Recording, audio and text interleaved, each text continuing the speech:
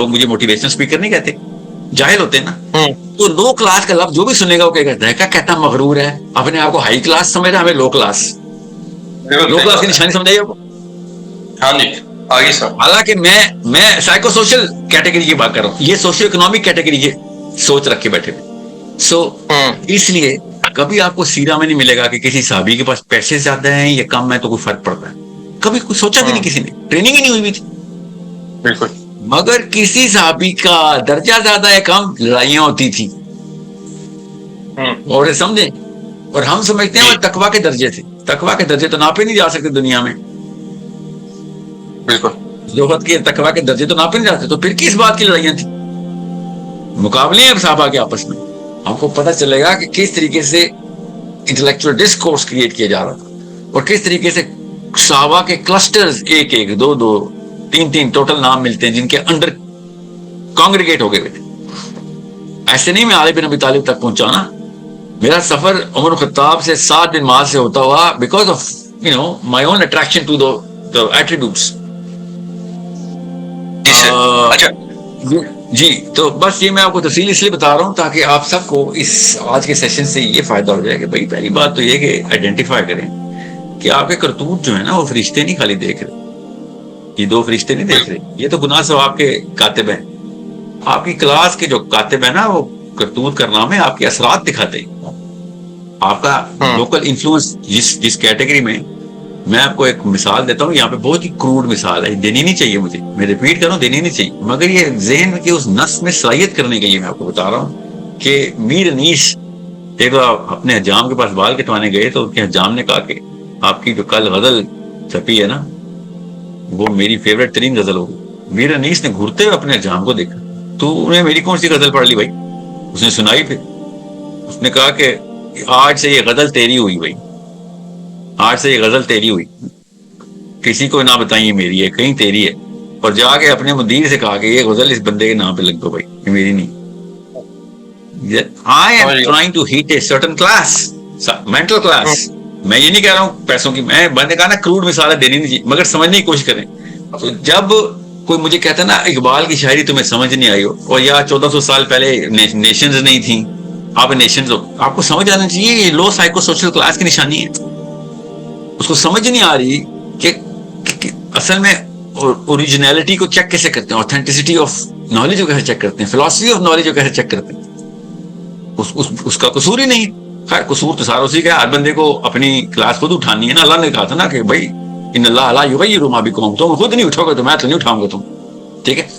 तो अब क्या करें, आप you have to do what you gotta do, कि आप ऐसे ही हैं लोग, बस लोग ऐसे ही हैं। इट इज रादर सिंपल,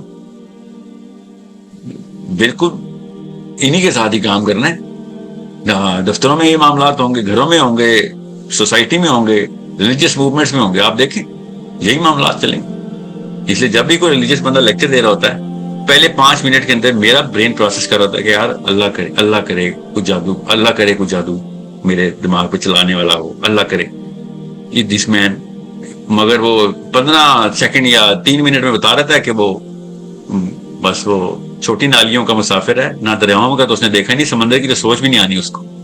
क्या कर सकते हैं फिर उनको उन्हीं की क्लास में मेंटेन रखना पड़ता है कि भाई चलो आप आपकी बातें आप जैसे लोग सुनेंगे तो सारे ही मुसलमान चाहिए ना हमें, तो आखिरत में सबको ही लेके जाना, तो ठीक है। मेरी बातें तो समझ भी नहीं आनी, मोहम्मद अली मिर्जा साहब के स्टूडेंट्स को समझ भी नहीं आनी, और समझे तारुल कादरी साहब के स्टूडेंट्स को मेरी बात समझ भी नहीं आनी। There are many other names I can name right now. मैं जनरली आपको आइडिया देने के लिए ट्रेनिंग दे रहा हूँ। You need to be very careful in where the reactions are going to happen. आपने इसको इस तराजू से देखना है कि आपने लोगों को जज नहीं करना, लोगों को हेल्प करना है। तो हेल्प करने के लिए आपको इंस्ट्रूमेंट्स और टूल्स चाहिए होते हैं। तो आपको मोहम्मद अली मिर्जा साहब को एक टूल लेके चलें कि भाई इसके काम बहुत हैं। ज्यादातर अवाम अगर इसी क्लास की है तो फिर ठीक है, ज्यादातर अवाम को बचाना हमारा काम है। हमने मुसलमानों को तलाक नहीं देनी ना, हमारे ही बच्चे हैं सारे, लेके चले। आप बहुत ही कोई 3rd क्लास आदमी होंगे, वो असली पाकिस्तानी वाला 3rd क्लास, कि अगर आप इनको आउट ही कर दें कि भाई इनको तो अल्लाह हाफिज, क्यों भाई क्यों अल्लाह हाफिज? You got to take care of everyone. Everybody counts.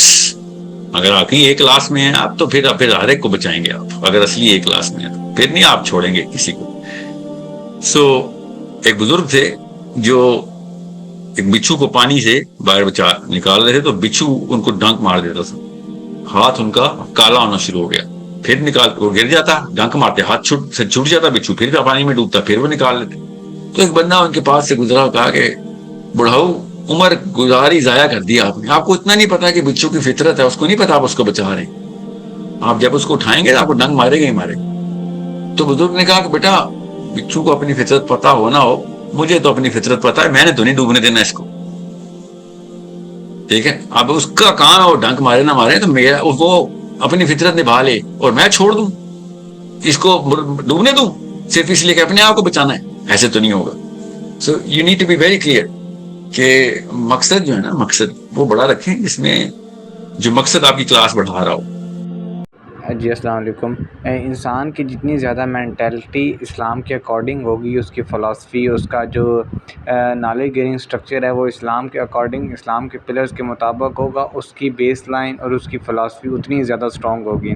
اگر آپ کی جو فلاسفی ہے وہ ویسٹ سے آ رہی ہوتی ہے، یا پھر اپنے بائسنس میں آ کے اپنے کسی اسپیکر سے یا خاندان سے آ رہی ہوتی ہے، تو پھر کیا ہوتا ہے کہ آپ اس میں اتنے زیادہ ڈائلوٹ اور اتنے زیادہ وہ ایک فالٹی پروڈکٹ لے کے آتی ہے کہ وہ کبھی بھی دوسرے بندے کی بات کو پک اپ ہی نہیں کرتی ہے. اور اس کی پرائم اگزامپل ہمیں بہت سے ایسے پاکستان کے اسپیکرز دیکھنے کو مل سکتے ہیں کہ جو ٹیگ لائن تو انہوں نے اسلام کا لگایا ہوا، اور اس کافی حد تک دیکھا جائے تو انہوں نے ایک سائڈ پہ کام کیا بھی ہے، مگر جو مین پرائم آبجیکٹیو ایک مسلمان کا ہوتا ہے کہ اس نے سب چیزوں کو یونائٹ کر کے اللہ کے قانون کے مطابق چیزوں کو لے کے چلنا ہوتا ہے، اور اللہ کے قانون اور اس کے علاوہ اسلامک سسٹم کے لیے کام کرنا ہوتا ہے. اگر وہ اسلامک سسٹم کے لیے کام نہیں کر رہا اور صرف اس نے ایک جو پرائم اپنا آبجیکٹیو پکڑا ہوا ہے اسی کو بابوں کو لے کے چل رہا ہے، تو بہت بڑا ایک سٹ بیک ہو سکتا ہے کہ آپ کو اتنے زیادہ لوگ سننے والے ہیں، آپ کو اتنے زیادہ لوگ سنتے ہیں، آپ ان کو کس جگہ پہ لے کے جا رہے ہیں. اور قیامت والے دن تو یہی ہوگا نا کہ جو لوگ جتنے لوگوں کو گمراہ کرے گا، جو لوگ جتنے لوگوں کو ان کی جو پرپس آف لائف جو فلاسفی ہوتا ہے اس کو ڈائلیوٹ کرے گا، دوسروں کو تو گناہ ملے گا ہی ملے گا، اس کو بھی ان کا گناہ ملے گا کیونکہ اس نے ان کی بیس لائن رکھی ہوئی ہوتی ہے. سو دا پوائنٹ از دیٹ کہ اپنا جو نالج گیننگ سٹرکچر ہے اس کو الائن کریں اسلام کے اکارڈنگ. جو بھی آپ نے بندے کو سننا ہے، جو بھی آپ نے اپنا مقابر سلیکٹ کرنا ہے، اس کو اسلام کے سٹینڈرڈز کے مطابق لے کے آئیں کہ ہاؤ ٹو رائز سٹینڈرڈز. اسلام ہمیں کون سی چیزیں دیتا ہے کہ آپ نے ایک جو بندہ ہے اسے کس طرح کا نالج گین کرنا ہے، اور آپ کو پتہ ہونا چاہیے کہ اگر وہ بندہ اسلام کے پلرز کے مطابق نہیں چاہ رہا ہے تو آپ نے اس کو کس طرح ڈائیورس دینا ہے. اگر ایک بندہ ہے وہ فلسطین کو ہی نہیں سپورٹ کر رہا ہے، وہ آن دا ادر ہینڈ جو اس کا